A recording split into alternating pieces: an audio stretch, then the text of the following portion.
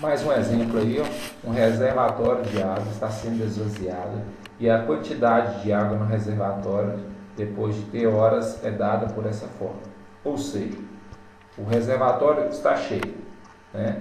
Depois de 5 horas, a quantidade de água que sobra dentro do reservatório é dada por essa fórmula quando a gente substitui o T por 5. Depois de 2 horas, a quantidade de água que sobra lá dentro é isso aqui, substituindo o T por 2, e assim vai. Letra A. Qual é a taxa de variação de volume de água após 8 horas de escoamento? Ou seja, taxa de variação, razão de variação, falou disso, falou de derivada. Então, na letra A gente vai pegar a fórmula, né, que é essa, e calcular a sua derivada. O 50, como é constante que está multiplicando, repete. A derivada disso aqui tem que ser feita pela regra da cadeia. Então, pega o 2, que é a potência, deriva a parte de fora, ou seja, desce o 2, aqui em cima é 2 subtraído, fica 1, vezes a derivada da parte de dentro na frente. Ó. Derivada da regra da cadeia. Por quê? Porque isso é uma função composta. Ó. Você tem uma expressão elevada ao quadrado. Então, esse 2 desce multiplicando. Aqui em cima é 2 subtraído, fica 1.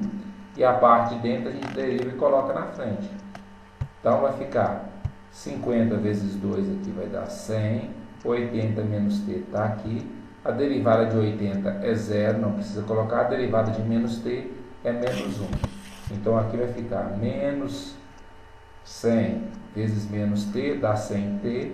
Menos 100 vezes 80 dá menos 8.000. Certo? Então, essa é a taxa de variação. Substitui o t por 8. Ó. Substituindo t por 8, fica 100 vezes 8 menos 8.000. Então, vai dar 800 menos 8.000. Menos 7.200 litros por hora.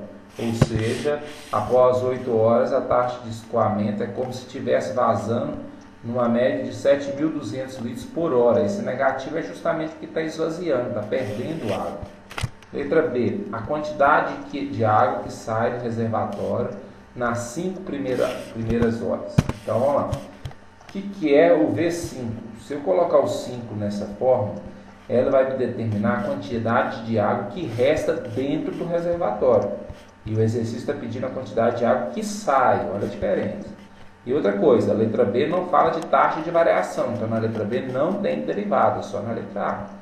Então a quantidade de água que sai. Então o V5 determina a quantidade de água que continua dentro do reservatório, e não a quantidade de água que sai. Olha o que é o V0. O V0 é a quantidade de água inicial, né? O 0 é o início, 0 horas é o início, né?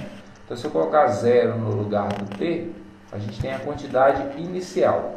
E se a gente fizer, então, a quantidade inicial menos a quantidade que resta lá dentro depois de 5 horas, vai me determinar justamente a quantidade de água que sai nas primeiras 5 horas, né? Se eu pegar o volume original e depois de 5 horas, né, verificar quanto que sobrou lá dentro, a subtração desses dois vai me dar justamente aquilo que saiu, o que tinha no início, menos o que tem depois de 5 horas, vai dar justamente aquilo que saiu. Substituiu então o 0 no lugar do t, substitui o 5 no lugar do t, faz essa conta, vai dar 38.750 litros de água que saíram nas 5 primeiras horas. Então, a quantidade de água inicial menos a quantidade de água que ficou depois de 5 horas vai dar a quantidade de água que saiu do reservatório.